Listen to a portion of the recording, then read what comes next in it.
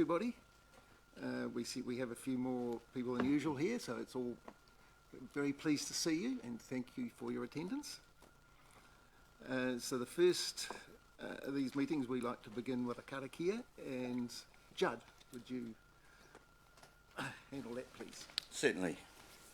Karakia tamitanga.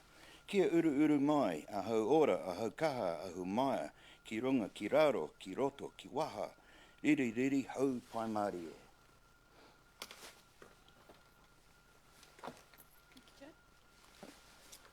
Thank you. No, that's fine. Yeah, fine. Thank you, Judd. You're welcome. Apologies. Do we have any apology? I don't think we've had any. No apologies. That we know of? No. No, so we're all here, and we've got Grant on Zoom. Thank you. Everybody well? Oh, Jenny, I am still. Oh yes, no Jenny. Yeah. just note her absence. We'll note her absence. Yep. She may arrive late. So declarations of interest. Do we have any changes since our last gathering? Okay. So we'll move on to the minutes. So we need to move. We need a mover that the minutes are a true and correct record. Is that what we? I'll second. So do we have any discussion? No? Over the those minutes? Okay, so all in favour that they be accepted? Aye. And against? So that's carried. Thank you. So item 4 on the agenda is the public forum, and we're very pleased to have Bailey Hodges, who is the current chair of the Whanganui Young Farmers Club. I'm pleased to hear we still have one. One or two places I think they don't. So the Young Farmers Club are hosting a special event, and Bailey's here to tell us about it.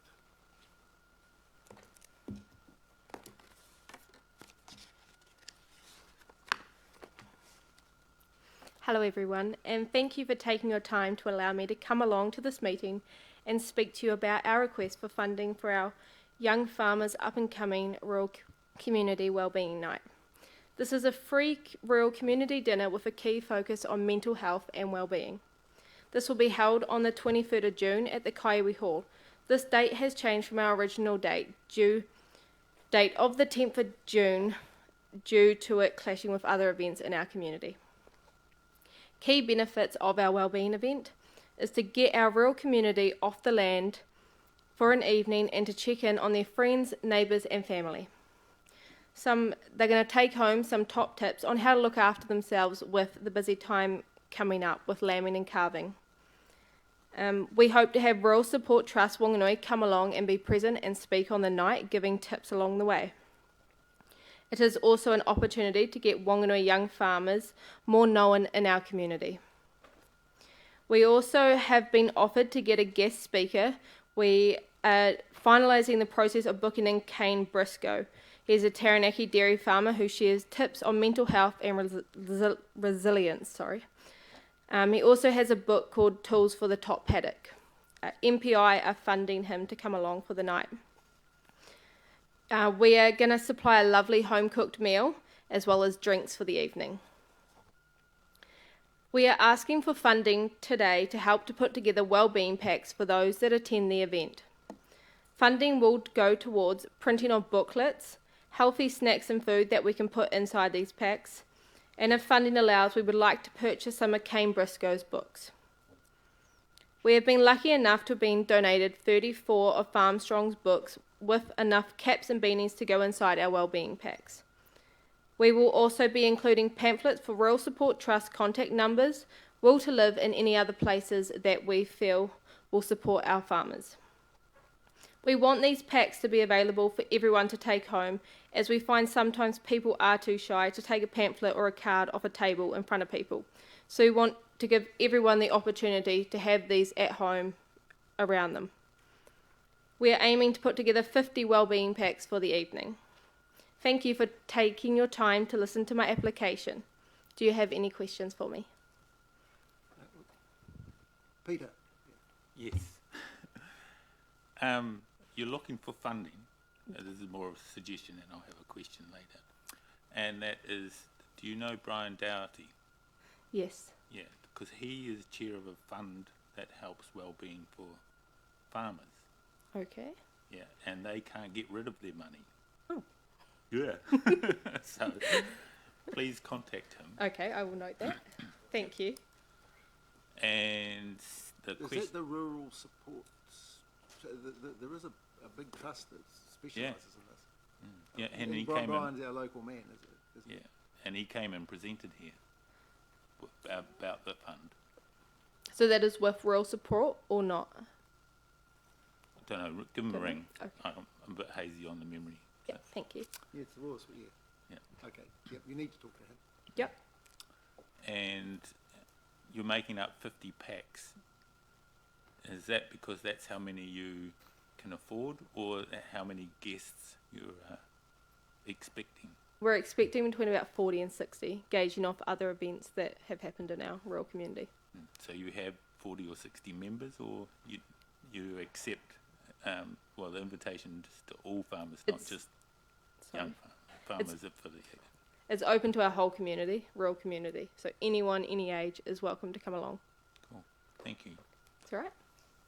Where are you holding this function? It will be held at Kaiwi Hall.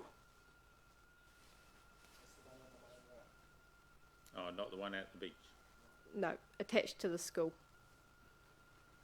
Okay. Any other questions of Bailey? Judd? Yeah, kia ora, Bailey. Interesting presentation. How many farmers are in the actual club? In Whanganui Young Farmers, Yeah. Just a guesstimate, doesn't have to be. we would probably have 6 or 7 actual working on farm farmers in our club at the moment. What sort of club membership do you have? So we have a yearly membership. Yep. It costs, pretty sure it's $80, but we get discounts all the time, so it changes. Right. And that gives you access. You become a Fed Farmers member. Yep. Why you're a Young Farmers member. And there's heaps of benefits about being a Young Farmers member. Of course, yeah.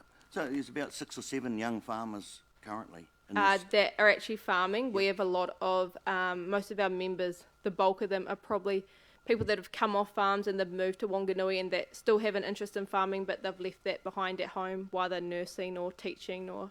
Right.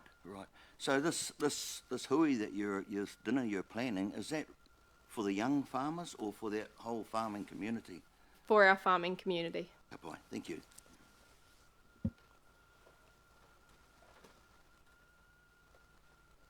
Any other questions of Bailey? Yeah, Charlie? thank you. Just a bit of clarity for me.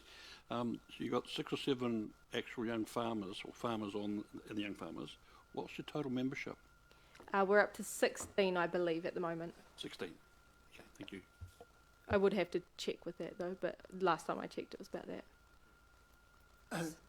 But your expectation is 40 to 60 people will attend this function that you're asking us to assist with. Yes. So That's good. we kind of got the idea of surfing for farmers, and when MPI approached us about the funding that they had available, they based it on surfing for farmers as like a midwinter catch-up, because we met a lot of people when we went to surfing for farmers, so it was kind of gathering them and anyone else we can from our rural community to come along as just a midwinter catch-up, because we haven't had anything since summer.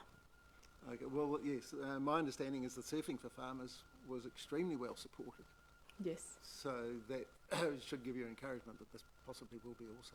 Yes. I hope that we will meet our target of at least 40 to 60 people. I believe we Okay. will. Thank you. Any other discussion? Okay, so I think the protocol now is, Bailey, that you depart and we discuss it.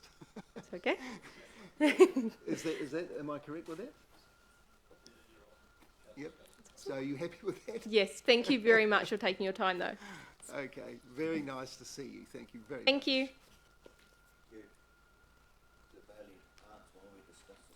Yes. So we are now going to discuss the $800 application from our, what's the name of our fund, Diane? Pardon me? What's the name of our fund? Community Grant Fund. Okay, so they've applied for $800. And the intent is that the fund Yeah, the supports... Rural Community Grant Fund, yes. Yes, and the intent is that the fund is like support for groups that might not normally qualify for funding, so small, nimble, community-type projects, Okay. like that one. Okay, so we've got three options here on the agenda, in our agenda documents. So, do I have any discussion? Questions? Just, Questions? I have, David. Carly? So how much funding I didn't realise we had any funding available, but how much funding have we got? How much money have we got? The board is allocated $15,000 a year, but from that amount comes the cost of hot wire, which is the newsletter that goes into the Chronicle, and other small expenses that you might have. But basically, it's the balance of those funds. Is that correct? So do we know how much is left and when it gets replenished again? Each financial year. Yep. So it's for finished 1st of July. Yeah. And I understand if you're only a very small amount is being allocated. So far, we've just used it for the cost of the hot wire and the cost of vests. So this could, if we don't spend it, just accumulates every year, does it? And no, my understanding is it does not. Use it or lose it. It does not carry over. But we'll have to follow up on that because there should be some costs associated with maintaining the camera network Running out of in time, aren't we, the really? district. So if we haven't paid out for that in the last 12 months, we need to follow that up because there should be a significant cost somewhere in the system because we have been paying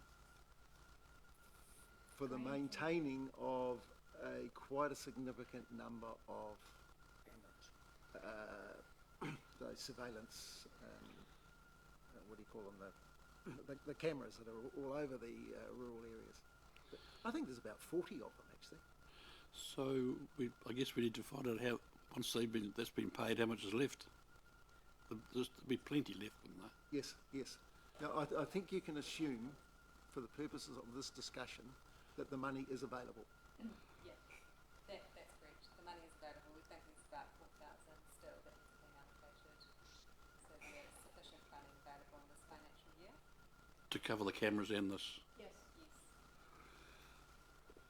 that's a good point. I should follow up with Graham. from So we do need to follow Town up with Graham Paramount on but the it- camera situation. But it So- won't exceed the amount or the No. balance. So that'll be, that's something we can put on the agenda for the next meeting.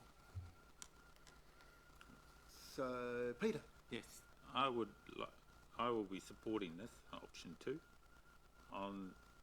but it needs to be made clear that we're not funding any alcohol.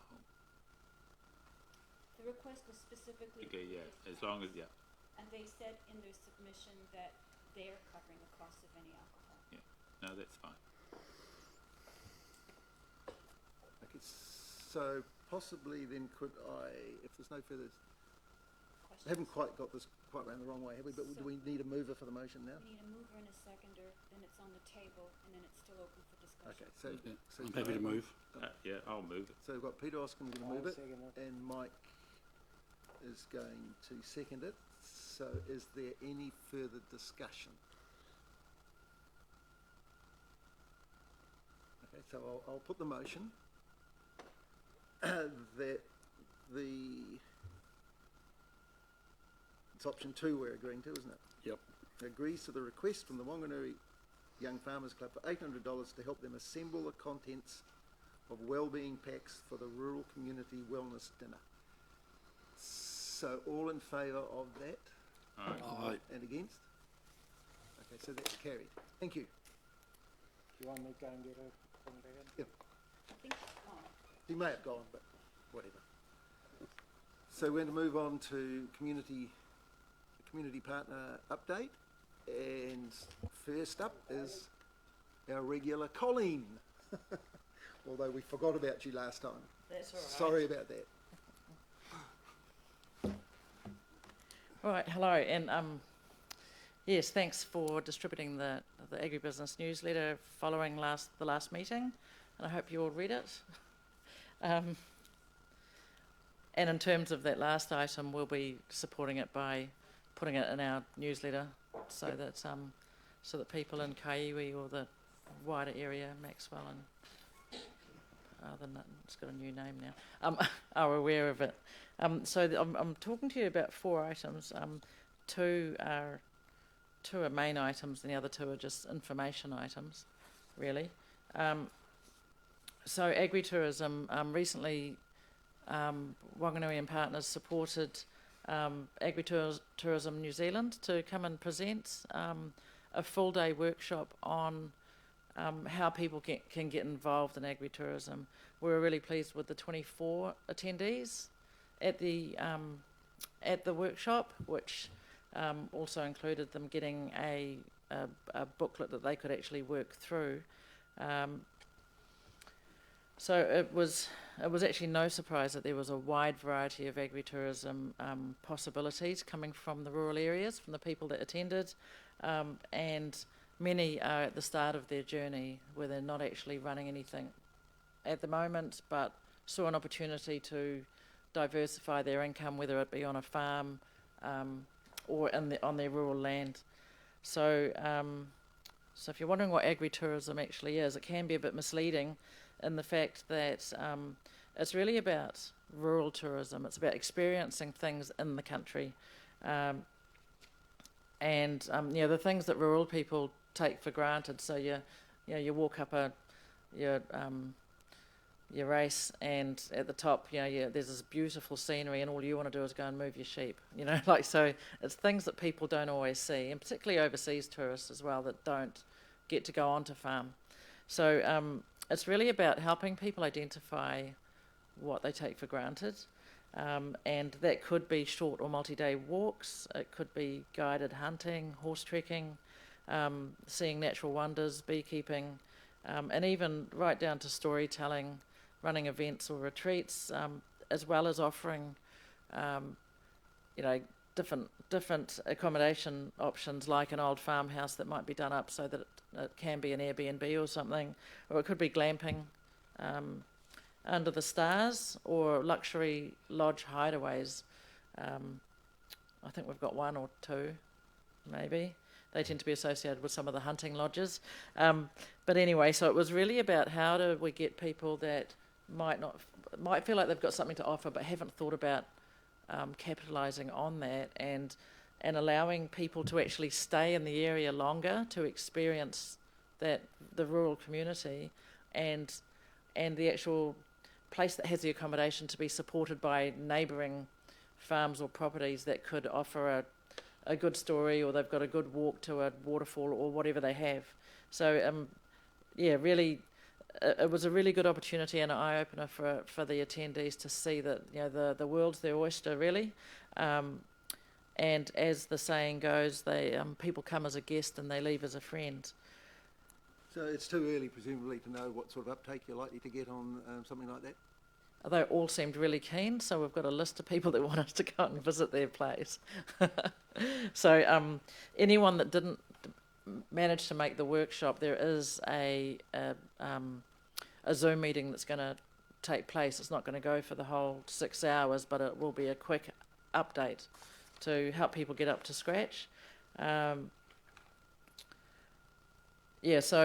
basically, from the workbook, the people attending could fill out their own strengths, how they built their vision. They could define the outcome that they were looking for. There is 5 more webinars, so now it's, rather than in person, there's 5 webinars, monthly webinars, and they will take a deep dive into various areas like price points, marketing, limitations, legal requirements, and also how much stress someone wants to take on. So there was that idea that you can commit ankle deep, waist deep, or neck deep, depending on where you're at and what your finances are like, I suppose, and also what your current situation is like. It could be an older farming couple that would like to retire from the farming part of it, but still like to stay on the farm and offer to share their piece of paradise while the next generation come and do the hard farming stuff. So and so these people can get back to you. You'll be working. So we're with forming these a people going cluster. So forward. what we'll have an agritourism cluster, and so the idea is that over the next 5 webinars, rather than someone doing it in their own home, they can come along as a group, and we watch the webinars. But also we sit there with the webinar, ask the questions of Marika from Agritourism New Zealand, who will be open to questions from what she's presenting, and then we as a cluster will see if someone's made any movements from the first workshop, or where they're at, and if they want someone to come and see what's going on, or what they think. Yeah, That's good. Okay. yeah. So really good opportunities, and Good. I dare say we'd probably get Marika back in 6 months just to get her eyes over it. She's had 20 years experience in this field, with incredible networks around the world, including being on some global agritourism network. So that's pretty exciting. And the second thing I wanted to talk about was farm forestry. So I spent a day with the Middle District's Farm Forestry Association at their field day in Whanganui. 50 people turned up on a really, really wet day. Like, it was quite slippy, but and we didn't have to sign anything, but it's not to do with that. It was actually a really good day to see a diverse forest here in Papaiti, to look at the exotic species that can be grown, not large clumps of the same thing. There were bits of everything. These are, and the opportunity to hear about sustainable harvesting techniques, and the success and challenges of a cradle-to-grave timber operation, because we went on and saw the milling and drying, the ways they're done. Didn't actually see demonstrations. It was on a Saturday. Oh, it was on a Sunday actually. But then went along to the retail area of the business, and saw how different. Saw the joinery workshop, and also how the timber's milled. So it was very much a cradle to grave with these beautiful exotic timbers. So what it did do is it sort of opened up the idea that like forestry is at the forefront at the moment because of negative things, particularly with the recent damage in the East Coast with Cyclone Gabrielle, and there's sort of been a backlash over this, and particularly with the subsidising of blanket plantations of Pinus radiata to meet climate change targets, the loss of food producing land, and also the hollowing out of rural communities. And it's all sort of, everyone thinks it's all forestry, but I dare say it's not. And seeing that you could take a forestry which is sustainably harvested, meaning there's one log's taken when you need it, or one log out of 30 rather than blanket. It was really interesting to see, and particularly the operation in Whanganui. And the government recently announced funding to encourage onshore wood processing as a way to produce higher paid jobs, skills and training, and reach export markets with goods made from New Zealand timber. So while the end may be in sight for blanket harvesting, there's still opportunity for carbon farming through diverse production forest. So in that respect, it was the Farm Forestry Association is holding a 3-hour workshop in Bulls on Tuesday the 30th of May from 3 p.m. to 6 p.m. So if anyone wants to attend that, that's available. So now a couple of short ones. Agritech, the Jetty Tech were contracted to run an Agritech event. Their one-day event is at the War Memorial Centre this Friday from 10 till 4. So I encourage you to get along and see what who they've got to come and give talks, and there'll be stalls just to see some of the tech stuff happening in the area. And the last one on diversification is a bit of a skite. 3.5 years ago when I came to Whanganui, my remit was to talk to farmers about diversification, and there was at the time a bit of confusion whether it meant diversifying from what you're doing to something completely new, or continuing to do what you did but diversifying your income. So agritourism is another way of looking at diversifying your income. But one of the little wins is a sheep and beef farm in Akoya who now produce pumpkin kernels, and they've just produced their first harvest, so they're batch 1 of spray-free pumpkin kernels. They are one of 2 businesses in New Zealand that produce these. And for a comparison, there's only one that do it in Australia. However, they use their surrounding farms. They contract their surrounding farms to grow pumpkins for them. But small start for Whanganui, but I think it's a good start. The Hawke's Bay farm that does pumpkin kernels, half of it was affected by Cyclone Gabrielle, so there will be a shortage of pumpkin kernels anyway. So pleased to see that there's something happening here, and yeah, hoping that I think it's a win for agriculture and a win for our town, really, to have that sort of diversification and thinking. And then obviously opportunities as they, if the potential to expand into not just edible kernels, but oil and whatever else, the world's your oyster, really. Pumpkin, flour, I could go on. So yeah, so that's the 4. We were involved when you were three and a half years ago when you were pushing this, so I recall those discussions. Yeah, it doesn't happen overnight, but it does get there. Okay, well, and that's my report. Thank you very much. Yes. Make sure you didn't get missed out again. Do I have any questions? Naturally. Not a question, but just endorsement of your agritourism. I know one of the people that attended, and they got a lot out of it, and I would encourage other people here to encourage joining up to that group, because it appeared well organised, well run, and the participants all got a lot out of it, I'm sure. Thank you. All right. Okay. One more. Yep. Oh, Judd. Yeah. Collen, great presentation. Details to get into this agri tourism group. How? Contact you? Contact me. Kapai. Yep, I did send some invitations up the river. Right. Yep.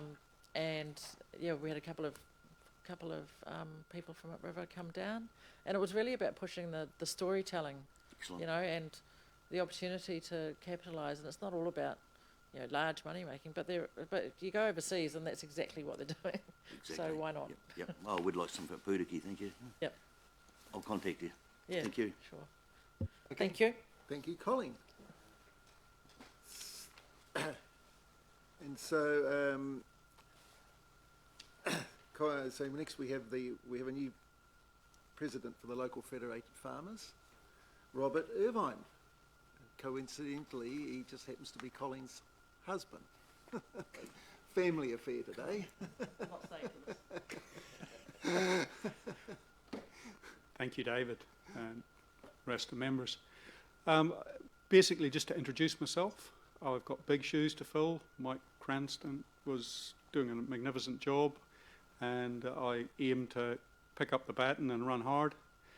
As you can hear, I'm an import 30 odd years ago, and I've been doing most of my farming in the Manawatu, dairy farming at Rangiotu, and when the mountain wouldn't come back to Mohammed came to the mountain in Whanganui last year when we sold the farm and I moved up to Whanganui. But I've spent a lot of time with dairy section chair in the Manawatu, a period on Fonterra as a shareholders councillor, so I know some dairy farmers in the region here that supplied Fonterra. And while my focus originally is on dairy farming, I recognise that as president I'll be serving all Federated Farmers members and rural people in general. So that will be my goal, to speak up for them. Thank you. Thank you, Robert. I think our board and Federated Farmers have quite a few issues in common. So it is my intention to work quite closely with Federated Farmers. So you'll hear, hopefully you might see a bit more of them helping us with the issues. Thank you, Robert. Thank you. Thank you.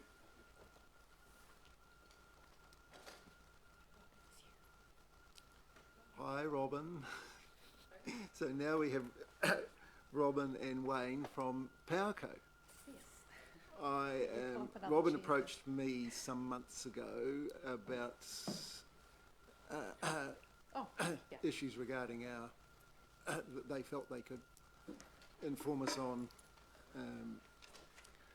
from the PowerCo perspective, and so I have met with her, and it was extremely interesting, and so she's agreed to come along and share some of that with us today. Yeah, hello everyone. Thank you for the invitation to come and speak with you. I don't have a formal presentation or anything prepared specifically, but I understand, oh, you've got the mouse, right, very good. We can talk about the outage map. As David mentioned, I'm sorry, and this is also Wayne Stanford, who's a project manager based here in Whanganui. I'm based in New Plymouth and look after community engagement and stakeholder engagement. Just my introduction. Met with David when we were looking to consult with some stakeholders around a proposed second transformer at Brunswick. There's information on our website. I'm not going to go massively into detail. I can perhaps show you where to find the information. We did a survey to the community via email, which is the first time we've ever done something like that, but we did get a very good response rate. Essentially, we were just asking what the appetite for, if we do this additional investment, which is over and above what we would normally do, there would be an increase, a small increase in line charges, and what the appetite for that was. So I will show you where you can find the information on the website about that, but so that's how I met David. While we were there, we had conversations around outages, around communicating with rural communities, civil defence. What other topics did we cover off? quite a raft of different things. Is power capacity for the region? Yes, yeah. I mean, the one that really really caught my attention was the civil defence, because I think we met just after Gabrielle. Yes, it was not long after. So, and we've got our civil defence man here, Tim. Hi Tim, it's nice to meet you. So I suppose if we can talk about the Whanganui projects. Yep. Shortly. I mean, I can just talk around civil defence, just talk a little bit about our outage map and some of the improvements there. So I suppose when I consider our response, our relationship with civil defence and communicating with communities in these unplanned outages, I compare Cyclone Dovey to Gabrielle, and the difference is night and day internally, and I feel like our communities felt that difference as well, in that there was much more connected, much more communication between civil defence, PowerCo, getting messages out to our key stakeholders like Federated farmers in different communities that could get messages out to their communities. One of the challenges PowerCo has is that we cannot contact customers directly traditionally, or it's always been the retailers that hold that information. So that's always been our biggest challenge, and our biggest focus at the moment is being able to use or collaborate with stakeholders so that we can get messages out. So we set up for Gabrielle, the SIMS structure was set up in the Network Operations Centre. There's a really good flow of communication between our contractors, our Network Operations Centre, and then out to customers and community stakeholders. One of the key differences was we have created a new outage map, and this was based off the feedback, not at all positive feedback, through Cyclone Dovey, particularly with rural customers and not being able to see their outage or understand when their power would likely to be back on. So we had a draft outage map that was sort of in a beta version that we were going to launch, probably around this time. But Cyclone Gabrielle came along, and the because it was so widespread over our network, it crashed our existing outage map. So we immediately turned this one on. It had a bit of a wobble in the first hour, and then it was good to go, and we've had great feedback on it. Essentially, has anyone seen it or been on it? Yeah. So what's essentially different is previously it would only show an outage if it was affecting 10 or more ICPs, and that was not helpful, particularly in rural communities, because people couldn't see that their outage was there, and so there was some confusion over whether PowerCo knew there was an outage, if they were being affected, and as we know in rural communities, even 5 ICPs affected is major. So that's probably the biggest difference. The other thing that is different is we have polygons now. I'm just seeing if I can find a slightly bigger outage. I don't think there's any unplanned outages happening. This is live, so... So if we just Google PowerCo outage... Yeah, if you just go... That will get... Yes, it will get you straight there. Yep. Or you can click here on outages. So that'll be particularly useful. So in my situation, we had an outage not long ago, and you're never really sure whether it's just you. Yes, or, exactly. Yeah. How widespread it is. So how long you've got to sit on the phone on the 0800 number trying to get someone to answer. Yeah, so much more visibility for exactly that situation. I'm trying to zoom into a current planned outage because we don't have any big unplanned. The weather is good today. So here's an example. It's only a fairly small area, but this is a new improvement as well, where you can get a sense of, when we say there's 140 properties affected, this is more helpful for people to understand, oh right, it is affecting my street. It looks like it's happening in this whole area. So that sort of answers your question where you're not sure who else is affected. So it's safe to assume that if we go to the outage map, find nothing there, that it's just us. It is just you, and then we would encourage you to log that fault. So you have to, otherwise nothing happens. Yes, exactly. So I'll show you quickly how to do that. But with an unplanned outage, the other thing that people want to know is when is the power going to be back on?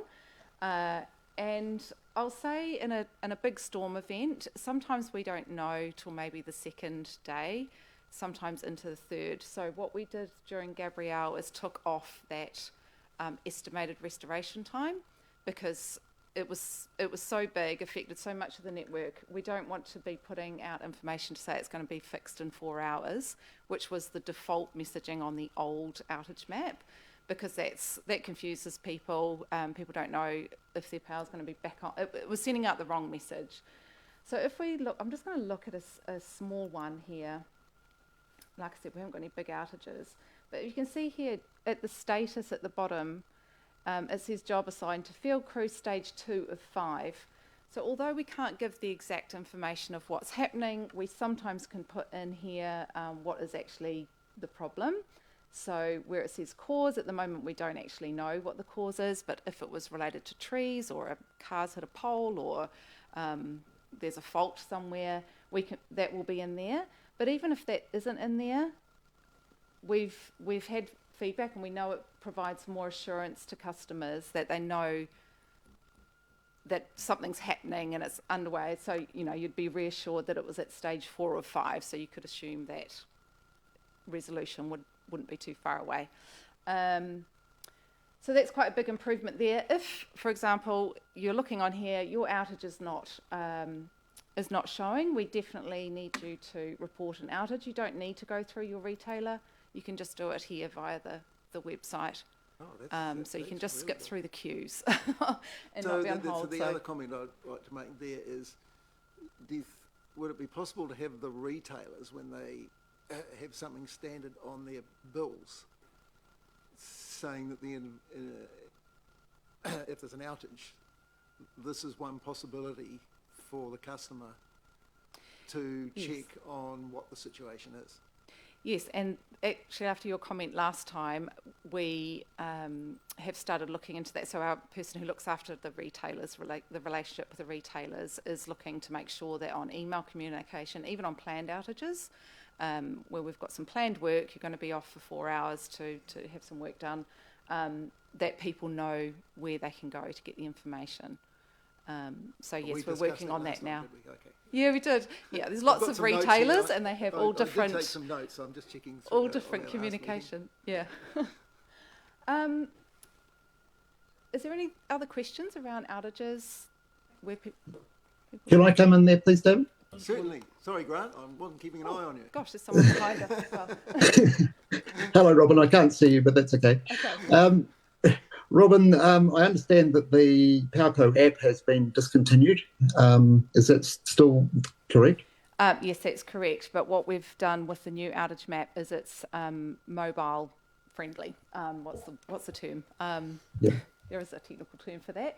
So that was other feedback that we'd had, is the old outage map sort of sat on a separate platform, and so when you're trying to zoom in on it, it was really frustrating. It was really hard to get information off there when you're on your mobile phone. So the new outage map is embedded into the website, which is optimized for mobile. That was the word I was looking for. So yeah, so there's not really any need to use an app. However, one other stream that we're kind of working on at the moment is where in the future potentially you might be able to log on to a PowerCo, sort of my PowerCo or something like that, and you can sign up for notifications on planned or unplanned outages that are happening in your area, or updates on those. So yeah, watch the space. I guess that was the other part of my question.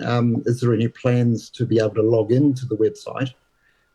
What was good with the app is it essentially gave you a whole you could have a list of all your ICPs, all properly documented in terms of locations and things, and just report a fault based on pushing a name off a list, off your own personalised list, and compared with going in on a map and finding the scenarios. So I just wondered if the opportunity to have essentially a user account within that, in which for my own situation I have 8 or 9 ICPs, so it's would be quite useful to be able to have an account type login within the PowerCo website as well.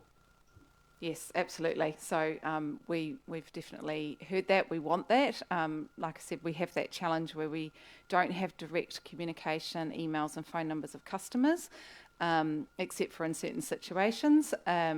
We would love to have something like that which has a much more direct contact with customers. We would love to be able to, you could sign up for text messages so that in an unplanned outage, like a weather event, you can get text updates sent through if that's what you wanted to on what was happening. That would be absolutely ideal, because often in an outage, your cell phone is pretty much the only thing that works. Yep, that's correct. And, as rural communities... If you've got cell phone coverage, of course. Yeah. And, you're busy on the farm tending to animals, and you've got a million other things that you're challenged with. So the last thing you need to be worrying about is logging in and, ringing retailers and sitting on the phone. Came to your cell phone. Yeah. For the rural people who are lucky enough to have cell phone coverage, it would be absolutely ideal. Yeah. Great. So yeah, watch this space. I'll keep you all posted on how we're doing. Potentially something in the next 6 months. I think we might have something ready to. So I just quite like to move on to I found the list of notes I made when we met, and the top of it is getting power to sell into the civil defence thing now, into the sort of powering up cell phone towers. That's the civil defence one. Can we just, and the note I've made is sure. Is the civil defence one, but there'll be other issues, and Tim might like to make a comment here. So in our area in particular, if there was no power for a length of time, the cell phone tower would not last very long. So are you able to help with that, or is that something civil defence do? Potentially, I think it's more with the telecommunications companies. So we're aware it's definitely an issue, but I know some rural areas will have generators for their telecommunication towers, to, you know, so that they can last. So I'm assuming that's what. Well, just thinking of Yeah. the East Coast situation. Yes, so it's not a quick fix. We're well aware that it's a major issue with that infrastructure. I don't. Have you had that conversation locally? The telecom side of it's probably more of it. It's more about that prioritisation of your initial work, and you'll have your own priorities. That I will acknowledge. Prior to Gabrielle, we got fantastic communications that we shared almost immediately from PowerCo with advice to the community. But after an event, what we see is after a major event like earthquakes, cyclones, etc., is the power generation of cell towers goes down. The prioritisation of generator support to those towers, that's a bit of work we can probably do beforehand between you, the telecom themselves, and us prioritising those areas. There is that variation we have on the damage that can occur, but just having that link so that we can get generators into those key sites, because cell towers link to the internet, link to satellite in many cases, link to our ability to communicate and use the systems like your own one there across the whole spectrum. Probably a little bit of work just to make sure that we can prioritise sites and look what resources you may be able to assist with, where any gaps are that we can then look at other resources.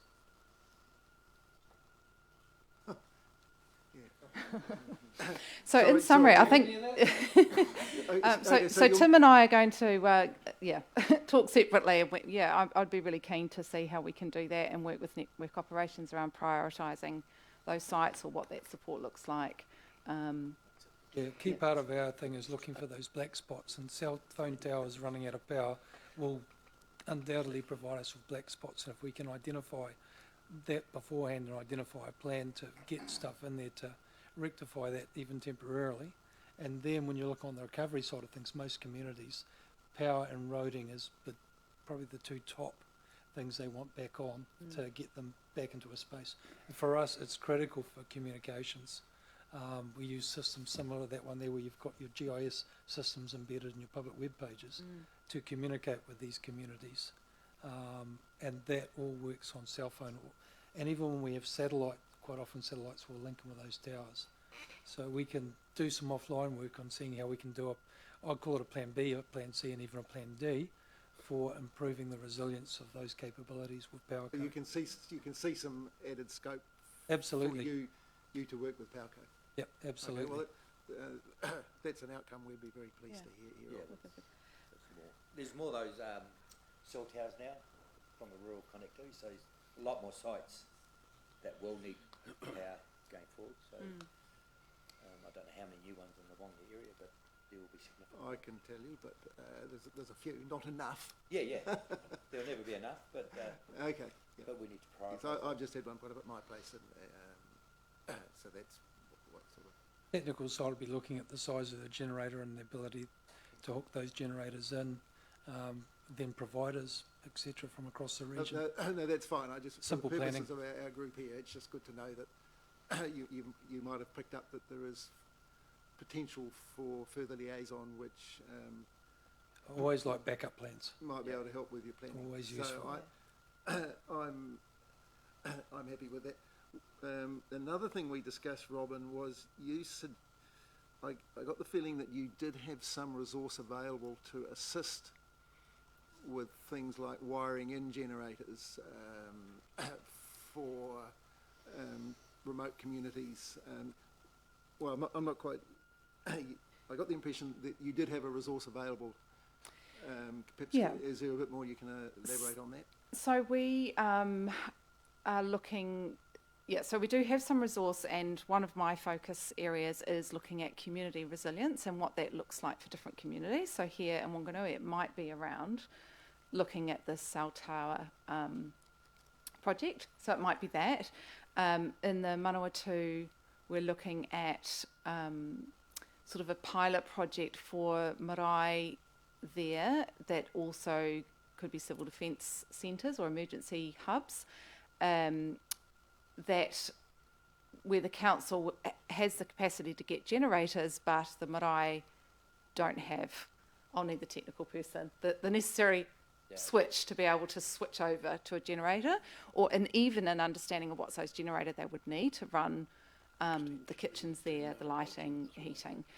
So I've also been speaking to Wellington Regional Emergency Management, and they have a similar issue with looking at emergency hubs and, you know, what we could do there. And I'm sort of broadly calling it generator ready. So it's very new. It's the umbrella project, I guess, is community resilience. But that might look different for different communities. It might have different needs. So I'm really interested to hear of where we can help there. And that's, another reason. So some of that would piggyback on what civil defence, it would mainly be a civil defence situation, I suppose. And what I'd bring into that sphere when it's resilience, something we've done a fair bit of work on the last couple of years, is the ability to plug in generators for fuel. Petrol stations, etc. At a regional level, that's very low. We do have 2 petrol stations in I'll call it my area of operations. One which we've wired in and one which the owner wired in at the time, who was a member of council for a while, who's now passed on. And that is, we'll talk about that one offline. I think that is across communities, the ability to basically get fuel in a Gabrielle type event. You need power. So that is something, if we talk resilience, that'd be a great one to discuss, because that folds into those other projects. And that's something we've actually got some experience in. Okay. Really keen on that. So those were the issues. We're crossing over a bit, aren't we? But that's good. Robyn.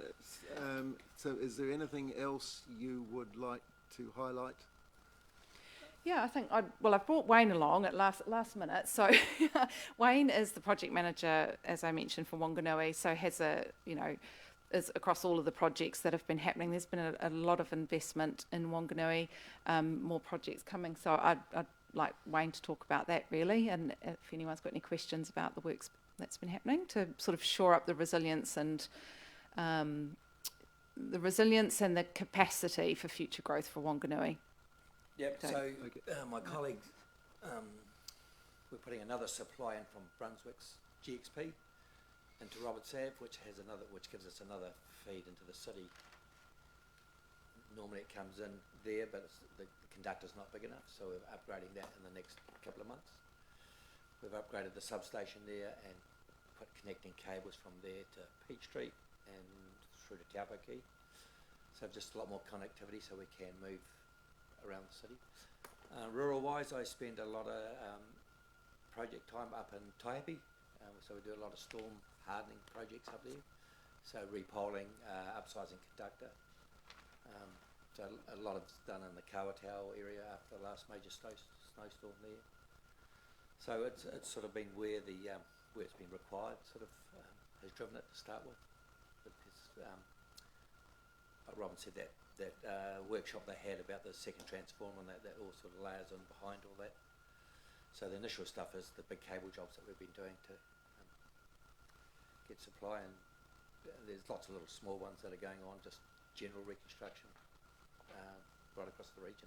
So in light of the experience on the East Coast, you're reasonably happy that we have a pretty resilient you never system have in this region? Pine plantations are not one of my friends.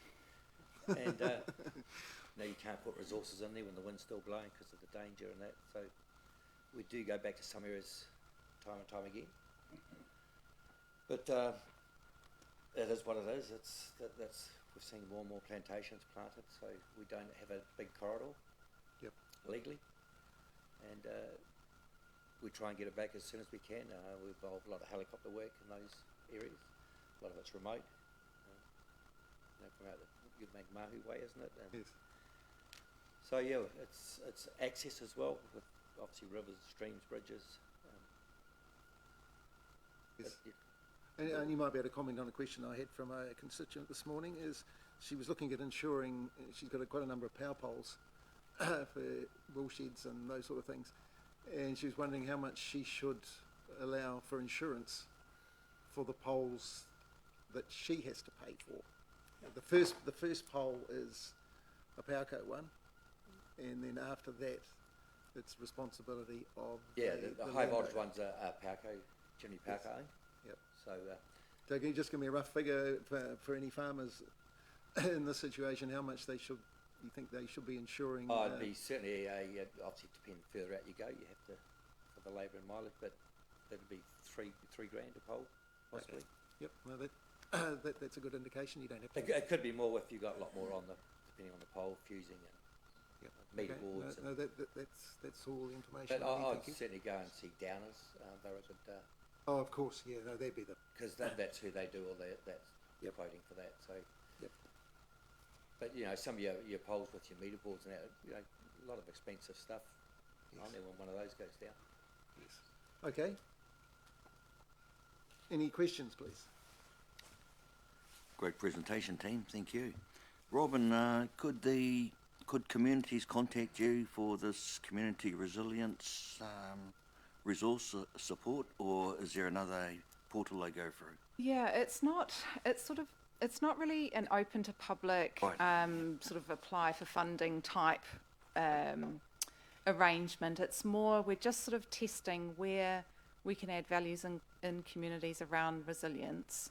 And it's generally through meetings like this or through conversations with civil defence, federated farmers, just where there might be a need in some of the smaller communities that, you know, are potentially, you know, more challenging to support in a major event. And just understanding what that looks like, it might be just different things for different communities. So initially we're looking at, it seems to be generators, or not so much, we wouldn't supply generators, it's being generator ready, like, you know, if in an emergency a generator was supplied, Like ready, yeah. you know, is it wired up to the mains correctly and you've just got the switch to switch it over. But if you are thinking of a community or a community hub, ideally it would be through civil defence, because we would like to be able to support those hubs or those communities that have a hall or marae, or that would be their I'm really specifically referring to Kongaroo. Tim, you might have had some engagement with them, as has Joe. So I was just thinking this might be another fit to try and find a solution for that issue. Yep. The black spot, and tick all no, the I'd be boxes. They're in a flood zone. keen to talk about that. Yeah. I was just wondering what happens. Do we direct them to you? Yeah, or to me. Tim knows of them. Yeah. Or Tim, we can have we've got quite an agenda going on now when we catch up, haven't we? Yesterday afternoon. You know, Okay. and that was my objective when I was saying keen to meet up with you and see if there were that's the way we could head. So thank you very much. Thank you. For your Welcome, thank you, attendance. everyone. I think it's been most worthwhile, and I'm very grateful for the effort you put in. Okay, thank you very much for the invitation to come and speak, and yeah, I'll get your details. Thank you. So we'll move on to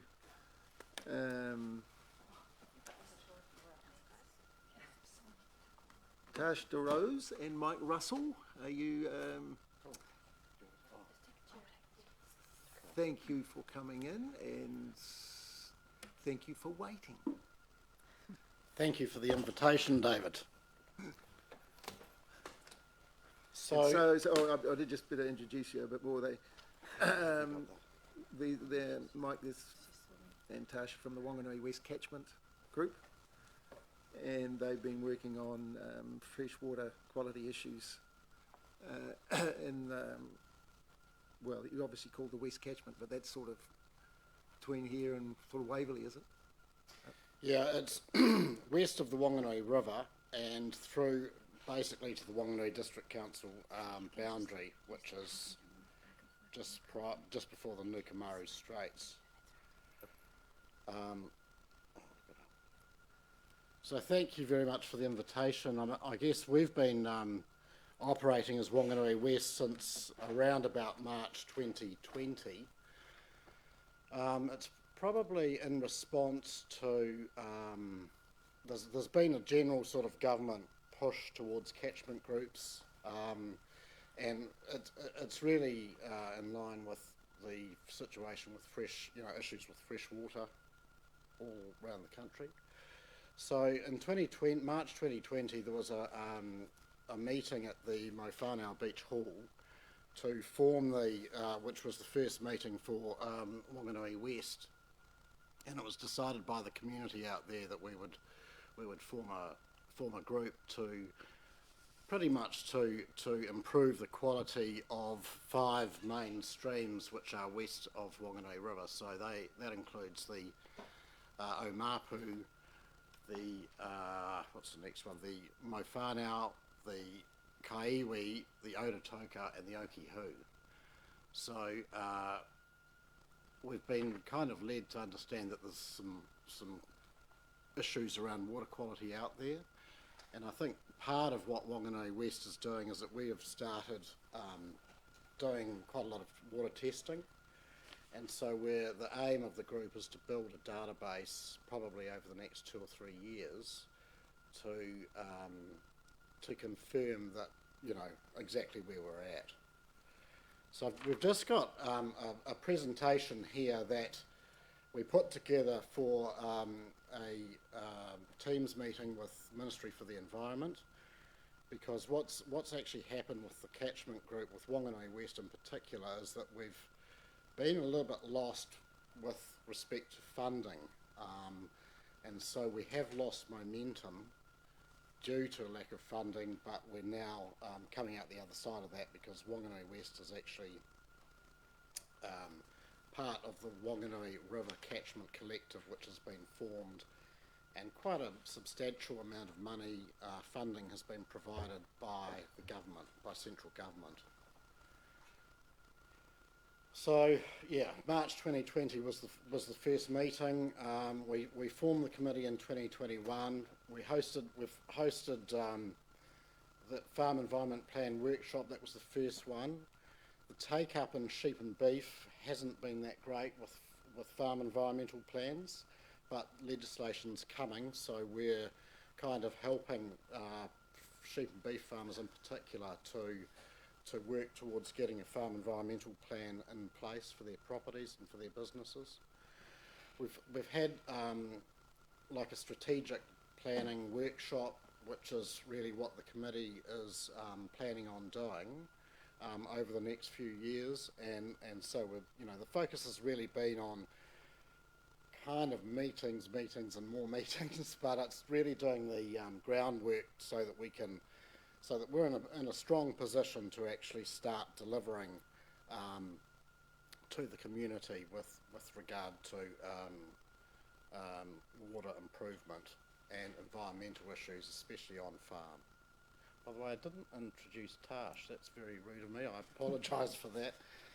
With the formation of the Whanganui Region Catchment Collective, which covers the Whanganui River catchment as well as us out west, part of the funding has covered some contractors who are working for the Catchment group, and Tarsh, do you want to talk a little bit about what your role is? Yeah, so my role is, there's 2 of me, so there's one who covers the upper part of our catchment, and I cover the lower part of the catchment, which includes Whanganui West, so I'm sort of around the Kairaiki, Ruatiri, Rattahi region this way, and my role is to help start these groups and start forming these groups, and we've got a number of different groups forming throughout the whole catchment.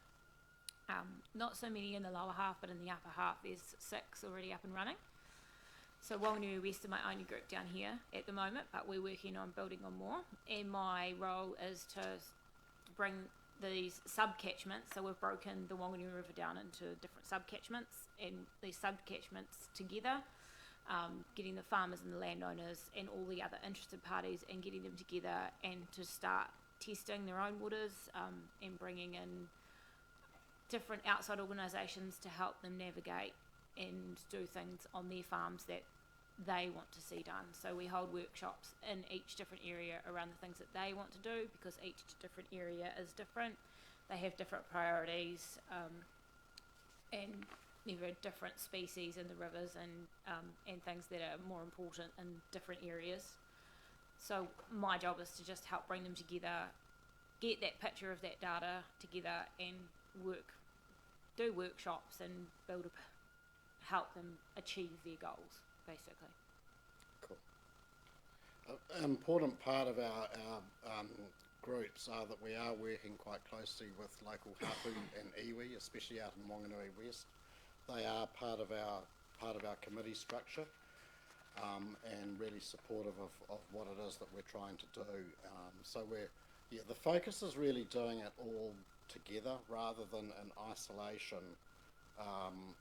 Us doing one thing, Horizon's doing another, etc. It's just really getting a group of, I guess, stakeholders together and facilitating the improvement of waterways, if that makes sense. So those are the different catchments within Whanganui West that I alluded to before. So you've got the 5 different catchments there. It's a little bit hard to see. Those yellow dots are where we've been testing. We've been running water tests. So it's basically out on the coast and at the source of each waterway. So it's up until now it's been done by on a voluntary basis, so it's mainly farmers who are running around in their own time in their own vehicles doing these water tests. So Horizons, there's an orange dot there where Horizons have been testing, which I think is on the at the Mowhanau, and there has been some testing done on the Orotoka. Yeah. So this is a picture just at the Mowhanau beach, which most of you be familiar with. I guess for Whanganui District, that's really a key recreational feature of our district. It's quite tricky when, I guess, Horizons come out and say, in the middle of summer, we have a nice hot summer, suddenly there's a sign up saying, sorry folks, this is not safe to use the beach or bathe in the water. So that's the real concern that we've got, and I guess for Whanganui District that is a potential source. I mean, it brings a lot of people into the district from outside. A lot of people use that recreational facility there, that beach, and so we're really keen to do some more work and really get that up and running. And I mean, as a group, we have kind of talked about it, but I mean, there is some discussion around improving that or getting some more recreational type facilities there around native planting and maybe a walkway or something like that, which might, add to the interest of that area. So what we, in terms of this discussion, Mike, it seems to me like the one of the reasons we got you here today was because we want to get onto this Birch Reserve thing. Yep. It looks to me like there's some issues here. Yes. Which we could be, our board could possibly get involved in further looking ahead. Yes. Further down the track. Yep. Further down the track. So could we scoot through this bit on the understanding that it looks to me like we've got some ongoing liaison we can do. Yep, definitely. And we've got some people particularly interested in the William Birch Reserve thing. Yep, okay. And so I'm keen to, so my point is, I think we've got some good stuff here to work in the future. Yep. And if we can get through to the Birch thing, which we'd like to resolve today. Yep. Thanks. That's a picture of the William Birch pool as it is at the moment. It was originally owned by the Waitotra County Council. We understand it's owned by the Whanganui District Council. It used to be cleaned out on a regular basis, so there's a silt issue up there. So what Whanganui West is just in the process of doing, the catchment group, is coordinating a project at the William Birch Baths or on the Ototoka stream. So we've got Horizons, Ministry for the Environment, MPI. We invited Whanganui District Council along to a meeting that we had about a month ago. And there's one or two other interested parties, local hapu and iwi, and The big thing is getting a project on the around the William Birch Baths, which might showcase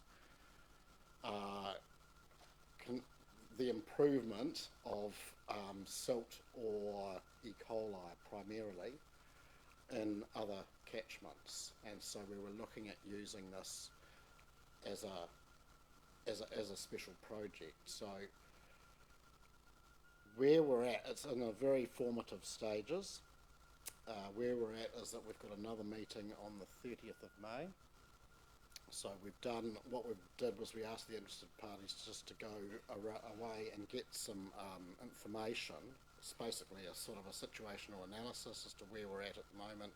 For example, what the geology of the area is, how much fencing has been done on the stream, any water tests that are available, etc., and then we kind of go from there.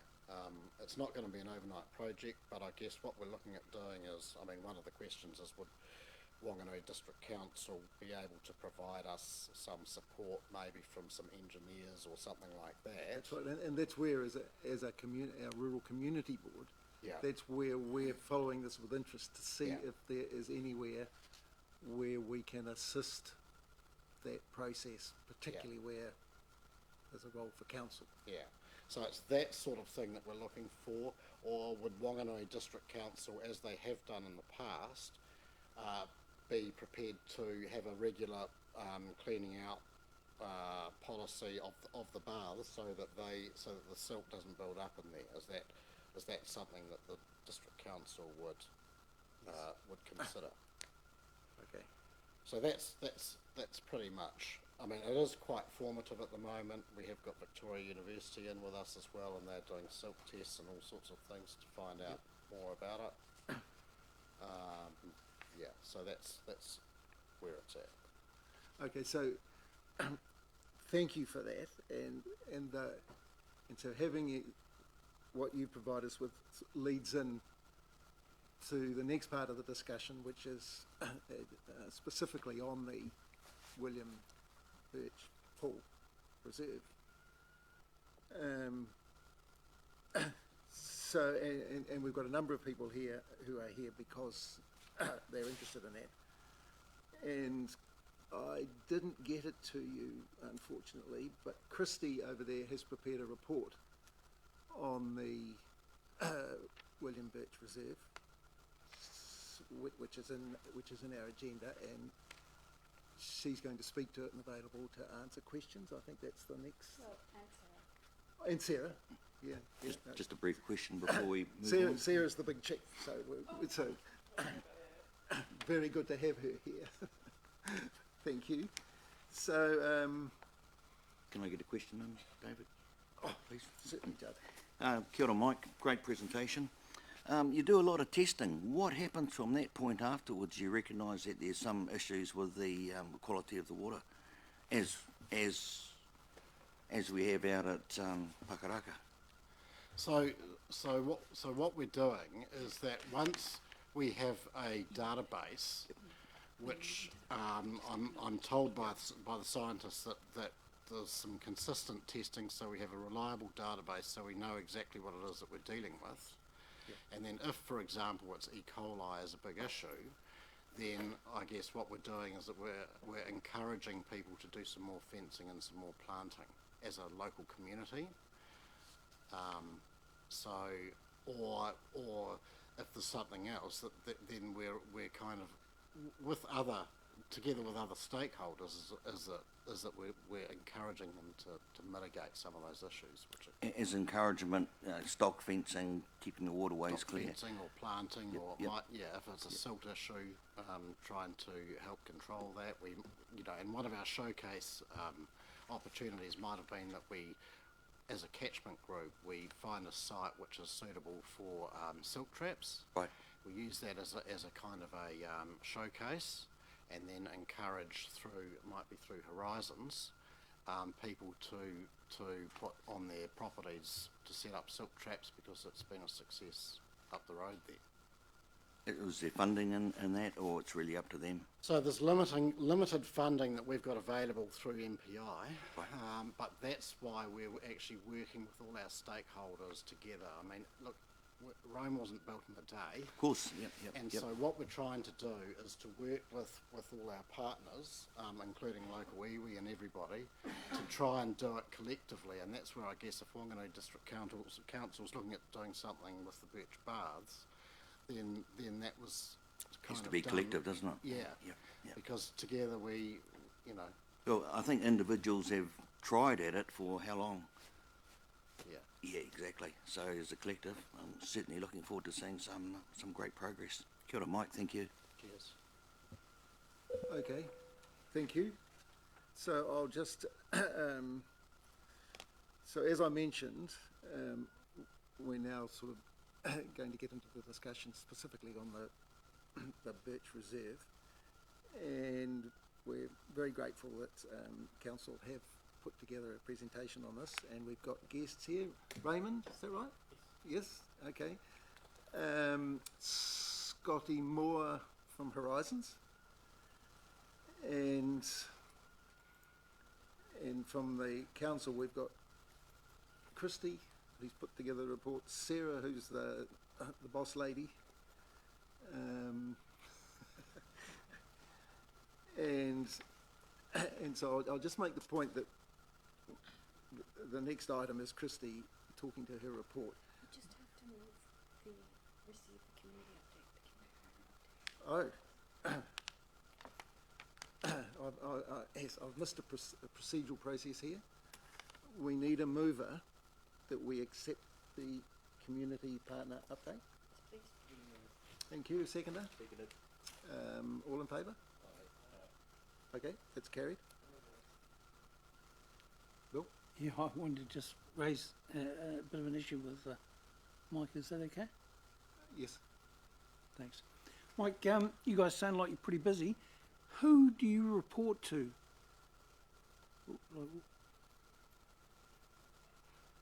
Like who are you actually sort of working for? Or? So we're working for the community. Who do we report? In what sense? Who are we?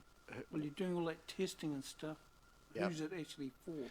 So at the moment, it's for the Catchment group, so what we're doing is we're building the database, and we're going to take advice from scientists as to how it can be mitigated, how any of the issues that are apparent can be mitigated. So I guess we're responsible to the community. Okay. Thanks.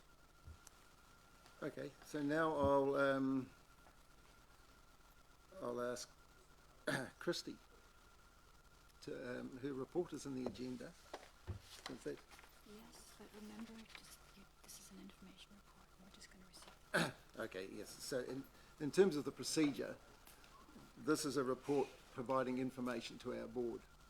So today we will just be moving that we accept the report, and we won't actually be making any decisions, but it'll inform us as to what role we may have in moving forward, and which will include issues like Mike saying they want it. Be nice to see the council clean it up and those sort of things.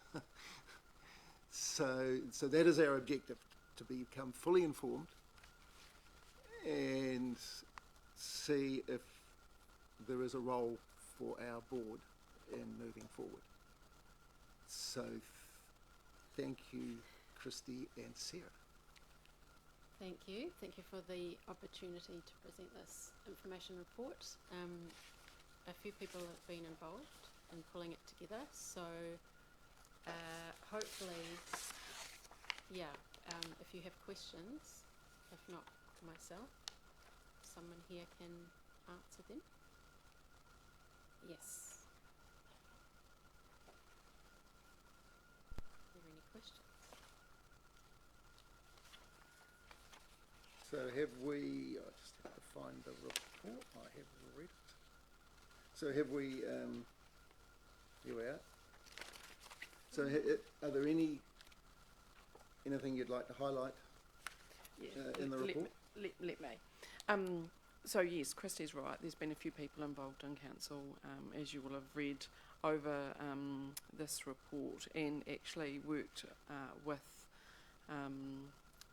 different groups at different times around trying to take the reserve to a different place than it is now.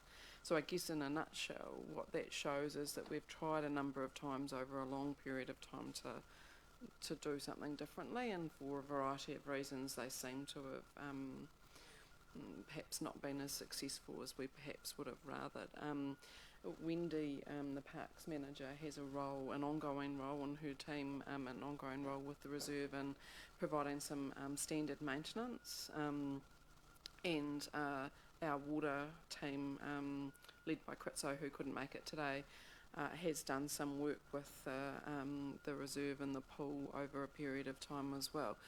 I guess this stems from an informal conversation that David, you and I have been having over the last wee while around what of the future of this reserve, and we're maintaining the level of service that council has signed up for in this reserve, but I guess this is the opportunity to start thinking about what the other opportunities and aspirations this group might have, and the purpose of this report simply was just to in some way summarise the goings, the comings and goings that have gone on the past, not to suggest that things have failed or succeeded when they should have done the reverse, but just a conversation starter basically. And we're continuing to do our regular work. If the opportunities present that there's other work that the board has aspirations for, then we take that into a different sort of a conversation. But essentially that's the essence of the report. It's fact-finding. There might be some gaps. We're not at all pretending that we've got all of the facts and the history in this report, but that's what we could glean from our research. Thank you. So it's quite a thorough report. Would anybody like to ask questions on that report?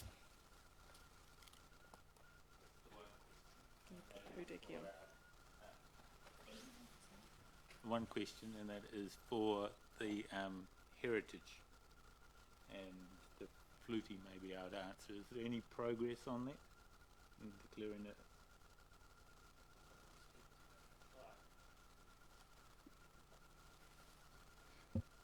Part of my work program this year is beginning that process of an update to the heritage chapter. So we're 10 years up. We're up to that 10-year rolling review date where we look at what the chapter is, what the provisions are, if they are up to the latest places of where we're at in terms of the NBE bill that's replacing the RMA. But we're also having that opportunity to assess new items for inclusion on our district plans heritage inventory. So I would just say I'm at the very start of that work program. I'm hoping to put an opportunity through to the community later this year around August to nominate sites for assessment, and from there that will give us a really good sense of places across the district that might be valued. I feel it does meet the assessment criteria, but we have to follow quite a long process through the current Resource Management Act stuff that's in place. So it's certainly on my radar. Contributing towards this report has also helped my understanding of the site and the values that are in place there. So it's going to take time to get it scheduled, is the short answer to that question. The follow-up question then is, if you're successful in it being a heritage site, how will that change its status and upkeep and improvements? Are we scheduling the whole site, or are we scheduling the baths portion? Are we scheduling the gates? We have to be very explicit when we're making an assessment or considering scheduling any site. It doesn't necessarily mean that the entire landscape is going to have some kind of protection. Through this detailed process of assessment, we would be determining what the actual fabric is on the site that should be scheduled. And scheduling generally means that modification or demolition of a feature means it would require a resource consent to get approval on that. But I guess in the eyes of the public, scheduling has quite a lot of weight to it, and it makes it easier to access different forms of funding. So there's pros and cons to scheduling, but if the community feel it's important to schedule it, and then that's certainly something I'm willing to undertake an assessment towards. So your advice then would be to wait before we did anything major on it? I was just going to suggest that I think what I would be advising the board is, now that you've received this report and you've heard from the West Catchment group today, that perhaps you take some time to consider and form up some community aspirations and see what those might be, and see if the heritage status route would be conducive to those aspirations being delivered, or, as Scott points out, perhaps not being conducive to that. Yeah. So that's the pros and the cons. I think it would be helpful for a better idea of what it is that if you're seeking to make some, changes or improvements, or take it into a different space, then understand what those are and how this may or may not support that. Yeah, my concern is that we rush in and demolish it, and then it's lost forever. So, yeah, I'll take your advice and wait till we're better informed on the status then. Would that be correct? So that would be up to the aspirations of the board and the community around whether or not, I agree, Peter, yeah. Thank you. So does anybody actually want to comment on the report? Mike or Raymond or Scotty, anybody got any comment? Because I can move on to something else if there isn't. Would you like to? Yeah, I guess the Whanganui West Catchment group hasn't been privy to this at all, and so I guess again. We can give you a copy right now. We can send it to you. Yeah, we just prepared it as part of the meeting. Yeah. I get what we're trying to do is to get everybody together. Yeah. And I guess we did invite Whanganui District Council to a meeting that we had back in April, I think it was. And so I'm quite surprised that this work has been kind of done in the background when there's a collective there. There's quite a few stakeholders who are interested in this. Yeah, well, of course, Mike, that's why we're all here today. Yeah, to try and get the coordination. Yeah, yeah. But what I'm thinking is that if there's no more comment on that report, I'm wondering if now might be an opportunity to perhaps have an initial discussion on the aspirations that Sarah's talking about. Certainly, from it's popped up in the last ever since I've been on the community board, and I haven't been able to quite get clear in my head what it is that the community wants. And so if we're happy with where the discussion's gone so far, I'm just wondering if this would be an opportunity to perhaps look at it from the point of view of those aspirations. And Raymond, you might like to comment on that.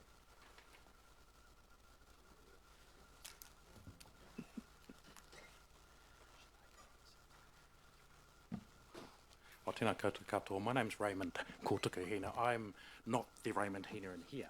That's my uncle. So I use my middle name Kotuku Hina most of the time so that we're not confused. I guess in terms of the kōrero that's been had today and both of our historical involvement with the pool, because our original pool, our original par site was just above there called Pakaraka Hau, and we are Pakaraka Tawhito because our par site was moved during the construction of State Highway 3. I guess in terms of the kōrero that we've heard today, what I'm hearing very clearly is that there's a lot of work, a lot of interest in terms of William Birch Pool. A lot of research has been done and the bringing together of all the interested parties. I guess from today, what I can hear, I guess, from our PAR perspective would be, yes, absolutely, we need to connect up together.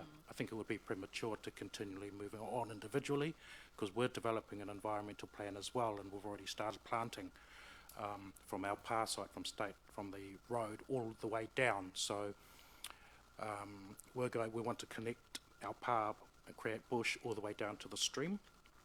And the landowner, our aunt who owns the land closest to the stream, has retired that land. So we've already identified in terms of silt build-up that a lot of it comes off the road. So I'm leading the process in terms of having the correct plantings to minimise any runoff that comes from the road through our lands and then ends up into the stream. I guess we also are fully open to working with anyone and everybody. I'm more of a, for myself, I lead the plantings at the PAR, and I'm more of a person who will just get us the plants and the fences will do it. We can connect with lots of people. In the wider picture, connecting of our PAR for the 4 streams that link, Aokehu, Ototoka, Moana, etc.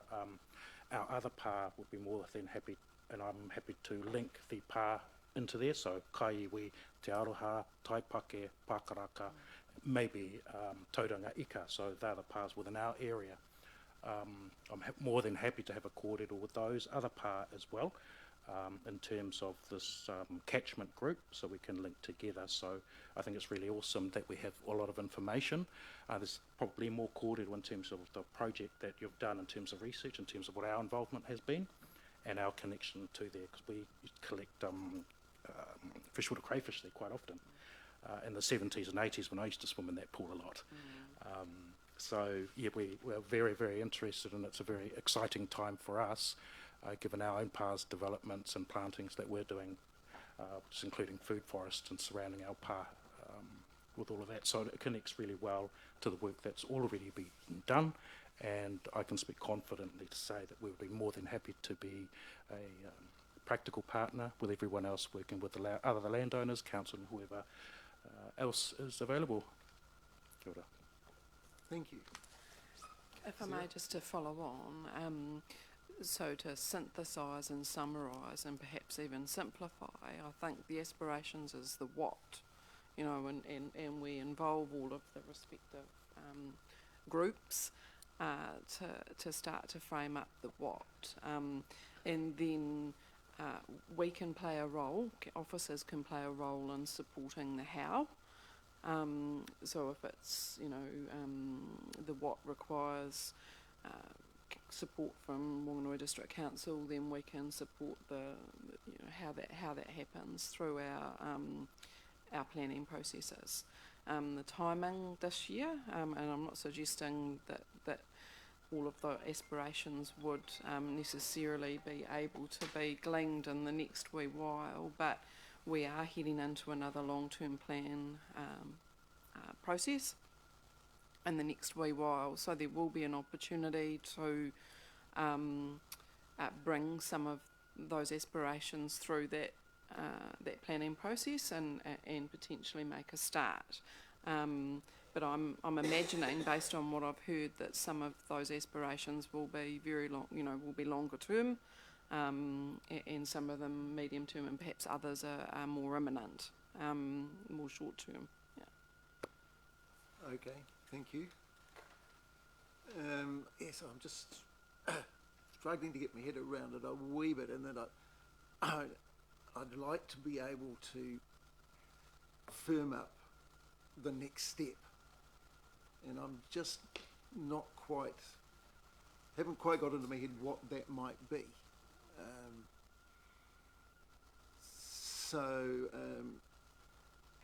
Do you think perhaps there's a role for us in following up on perhaps Raymond's suggestion that we have a role in getting all the people, interested people together and try and get a better feel for the aspirations?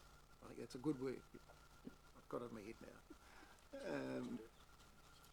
Mike? My suggestion would be that Whanganui District Council come along to a meeting that we've got on the 30th of May, which is going to have landowners, local iwi and hapu, MPI, Horizons, MFE possibly, and DOC.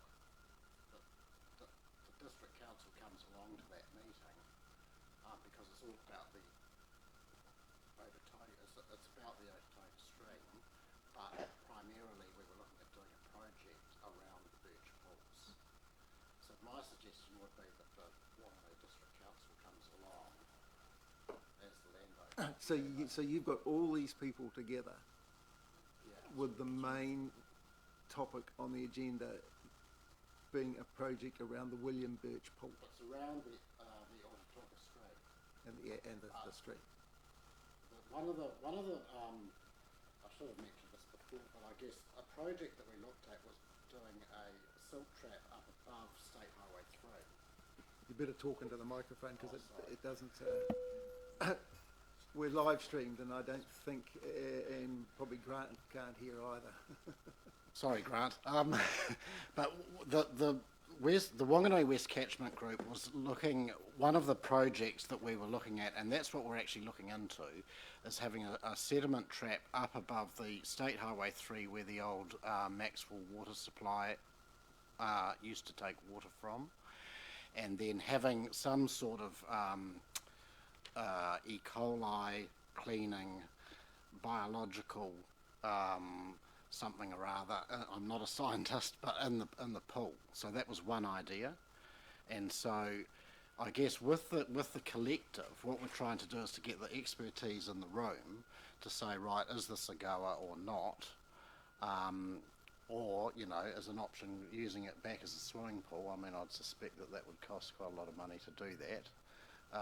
Realistically, and is the council prepared to do that? But I mean, it's really just going through options to improve water quality, and because the William Birch pool was already there, is actually utilising it as part of that. If that makes sense. Okay, so Sarah, do you think would you agree that would be a meeting that would be useful for someone I think from it your would be department useful, to go to? but if I may, I think it's just part of the conversation about the William Birch exactly. reserve. It's not the conversation. So water quality is clearly part of the conversation with respect to the reserve, but some of the aspirations, they will be about improving water quality, but then so what? If we improve the water quality, what else do we want to improve in the reserve? So it could definitely be and should be part of the next phase. To take that further as a next step, I'm suggesting, and we can discuss this further, David, offline, is perhaps a little bit of a working group as it relates specifically to the William Birch Reserve, and we bring in the various community groups and start a process of defining what those aspirations are for the reserve. Yeah. And people will come in and out of that, and different groups, may come in and out of that as time marches on. Yes, so it seems to me that the big picture is being quite well catered for by Mike's group. And so as a rural board, we probably just need to be aware of what that group is doing, and we've got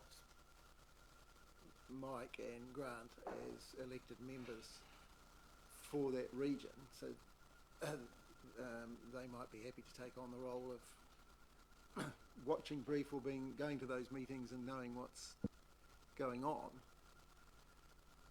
But us as a board, it seems to me there may be a role for us just to focus on the William Birch Reserve and find out what the community would like to see happen to that. So would anyone like to comment on that? Scotty? You might, yes, that's why you're here. Kia ora koutou, ko Scotty mo toku ingoa. I work for Horizons Regional Council. I'm an environmental coordinator, a freshwater coordinator based here in Whanganui. I've had a bit to do with William Birch Pool Reserve and the Ototoka catchment, along with all the other catchments that form what we call a freshwater management unit, the Kaiiwi FMU. Over a few years, I've got a couple of thoughts. One is around William Birch Pool itself, or the reserve itself. I see that as being a symptom. You can see the symptoms of some of the land management challenges, and water quality, amenity, and purposes for mahinga kai, and within the Ototoka catchment. Namely being the amount of sediment that's being captured by that structure is an indication of high sediment loads through land use, partly, well, very much, it's really the geology of the area exacerbated by land use. So the fact that the sediment is being captured in there, overall, that potentially is a good thing. That sediment isn't being transported downstream into other freshwater habitats or out into the ocean. Another thing is clearly the William Birch Pool was originally designed and constructed as a place for people to swim. I think we know now through our monitoring since 2017 that one of the biggest challenges here around human health is around the levels of E. coli present in the catchment, meaning it's been deemed unsafe to swim in by the Ministry of Health. It isn't the only site that the Whanganui District Council administrate on behalf of, and other places are administrated by WDC on behalf of the Crown. Another one being down at the bottom end of the Ototoka, there's the waterfall, and that's in the recreation reserve of the Ototoka there as well. Now, at the moment, our swim spot monitoring, which is a requirement for public health through the NPS FM, I think, is that we undertake monitoring there during the summertime because it's a known swim spot. So it's a place where we know that people visit there and they interact with the stream and the water there. And it's been almost consistently coming out with very high readings of E. coli. Our monitoring, our investigations for this have indicated or come up with the conclusion that this is caused by ruminants, which are multi-stomached mammals. In other words, mostly cows, cow, sheep, deer, things like that. But it is a place where the district council have some responsibility as the administrators of that land there. So is there an issue with, do you think there's an issue with the way the council administers that? Well, I think there's opportunities for the council to improve water quality and swimmability of the Otatoka, as well as opportunities for the collection of mahinga kai and other amenity services and recreational services through, in some cases, it may be riparian planting being a potentially a key thing, or community supporting community groups to undertake environmental restoration. That's extremely useful, thank you. I think those are sort of issues which are relevant to our rural community board. Yeah, and I think so I'd be very keen for us to follow up on those issues. And I think one thing that would be really beneficial for the overall water quality of the Otatoka manga below William Birch Pool would be to clear the sediment that's currently in the pool, clear that out until other opportunities or other options are discussed and decided on in regards to managing sediment within the catchment. So at the moment, William Birch Pool appears to be full of sediment, so any more sediment that goes into there is going to be overflowing and moving down the waterway. But would there be any point in moving it if it's just going to fill up again? Well, we're working with the catchment group and landowners within the catchment to improve the stock exclusion of the waterway, both above and below William Birch Pool.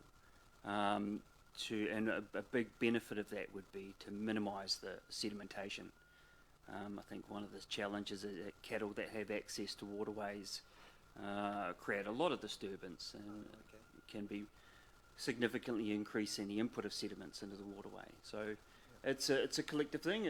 There's no silver bullet to improve water quality or the overall health of the Otatoka, but certainly working with landowners and the catchment group for stock exclusion, working with the district council to look at opportunities where they administer the land, where there could be some interventions such as sediment traps or sediment management and riparian planting, could really be a big benefit to overall health of the stream and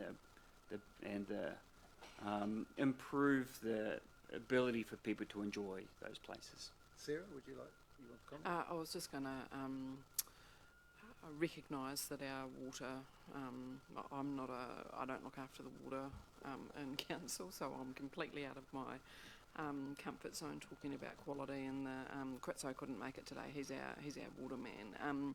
But take your point, and I'm sure you've had dealings with Kritso before. Yeah, that was all I was going to say. I didn't want you to think that I wasn't saying anything because I didn't want to. It's because I don't know. Can I just sort of say one thing that the council should be considering is currently William Birch Pool has reached a point where it's become naturalised. So because the maintenance of the pool ceased, I'm not sure when it ceased, it's allowed the build-up of sediments and aquatic vegetation, which means it's now reverted back to be considered a natural waterway or a natural site.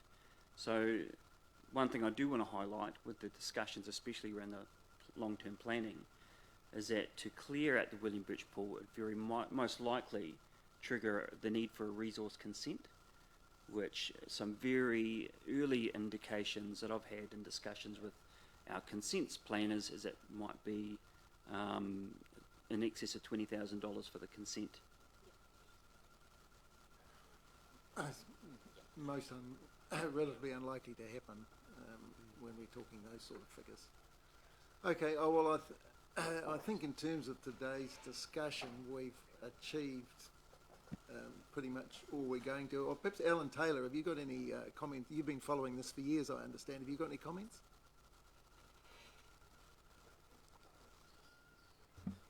Well, Mr. Chairman, I don't want to take too much time because it's taken a long time already, but I think the points made by all of the presenters are really quite relevant, and to me it seems to be about making sure that stream is healthy from the top to the sea, and that includes the environmental, the cultural and the social aspects around that stream.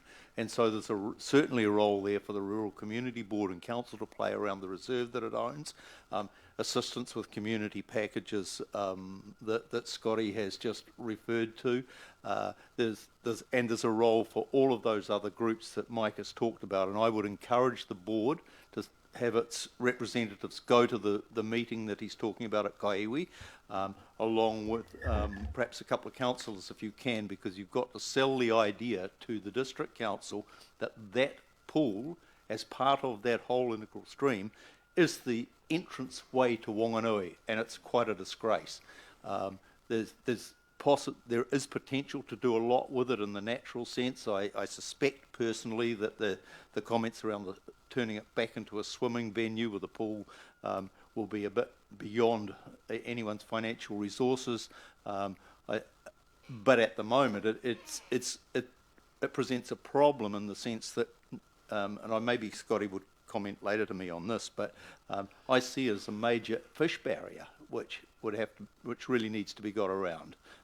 In terms of the Mahinga Kai, there's a problem there.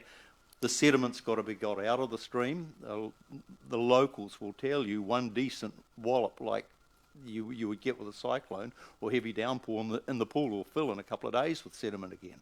So until we stop the sediment getting in there, you've got a problem. Exactly. So bring all those groups together, Mr. Chairman, and I look forward to seeing some progress. Maybe from that point you could identify a working group to put together a total stream package or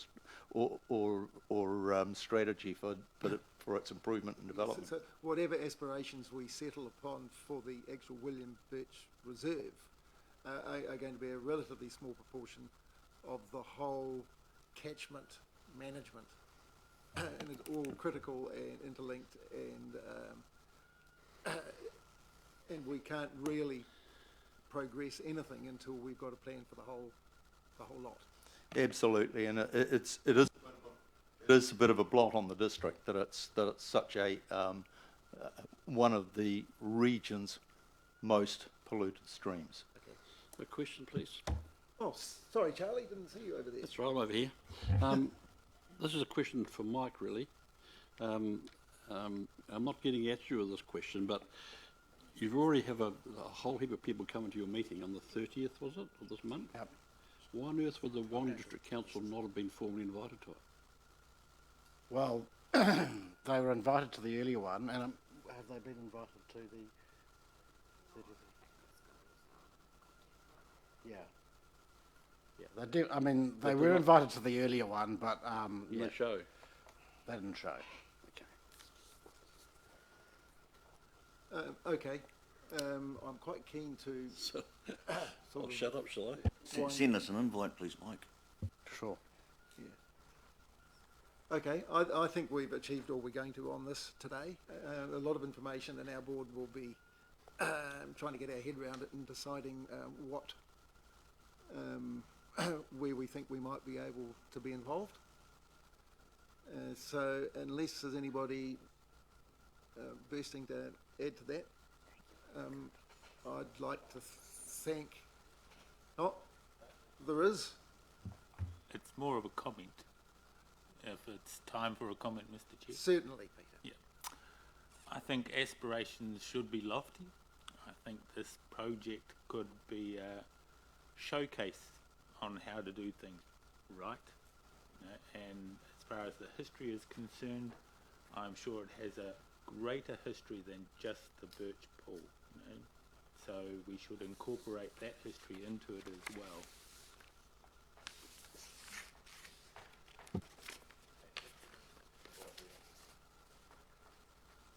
Okay. With that, I think we'll wind up. Move the motion to receive the report. I shall ask for a mover that the Whanganui Rural Community Board receive the report, William Birch Reserve, Histories, Issues and Options. So can I have a mover, please? Michael and Judd. And we've had the discussion, so I'll put the motion. All those in favour? And against?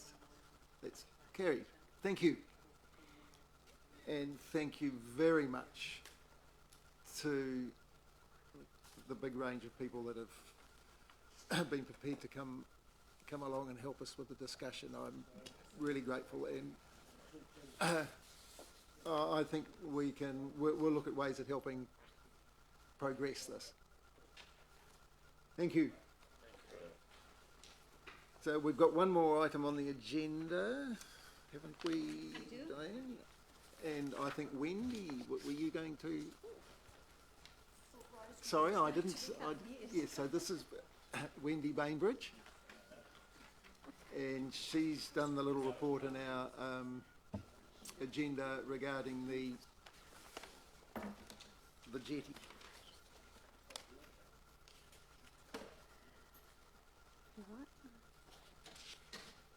Thank you, Mr. Chair. Yes, it's just a report for your information on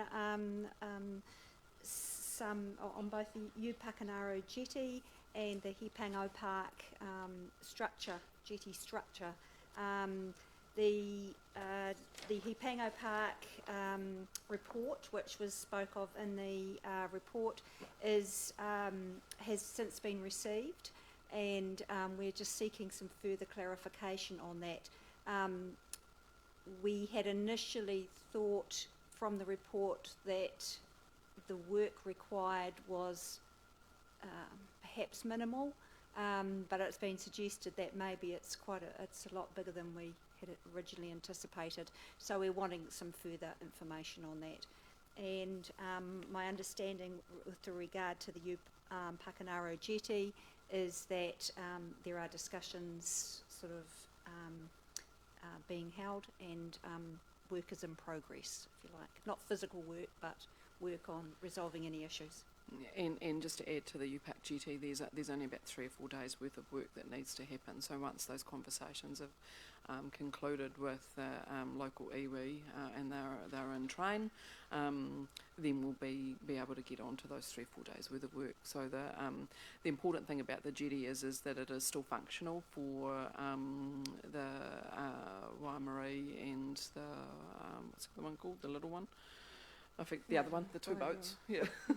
So are they using it at the moment? Yes, they are. It's still functional for them, so they're able to use it. I thought when I was up there last time it was all taped off at the top.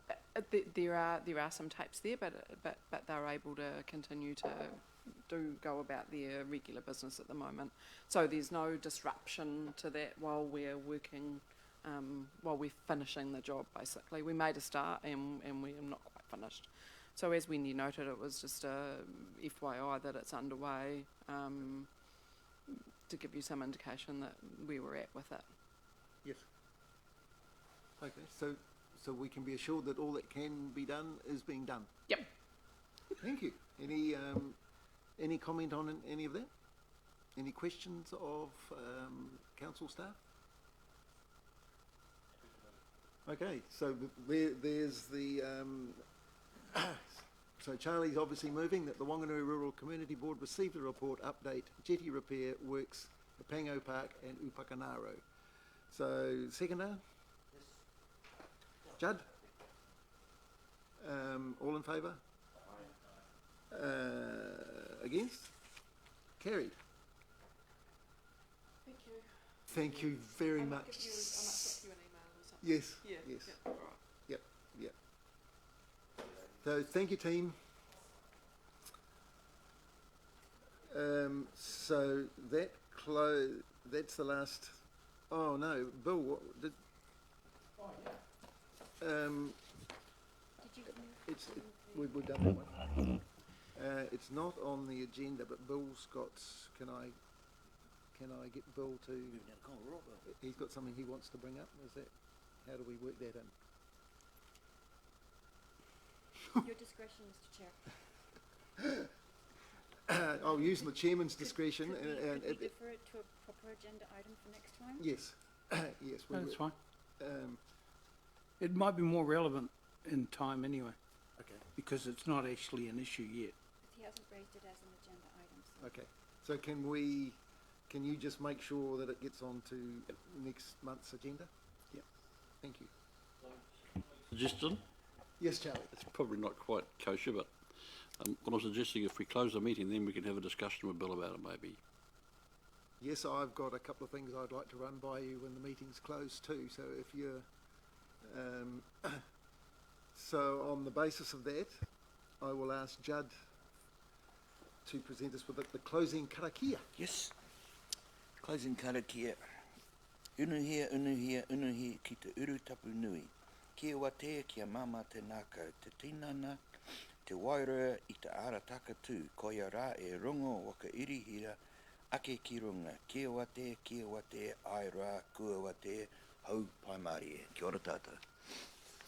Thank you, Judd. Sorry, English version. Release us from the mantle of this meeting so we can stand free, clear in heart, spirit, body, make it happen. Peace reign free. Kia ora. Thank you, Judd. And with that, I declare the meeting closed.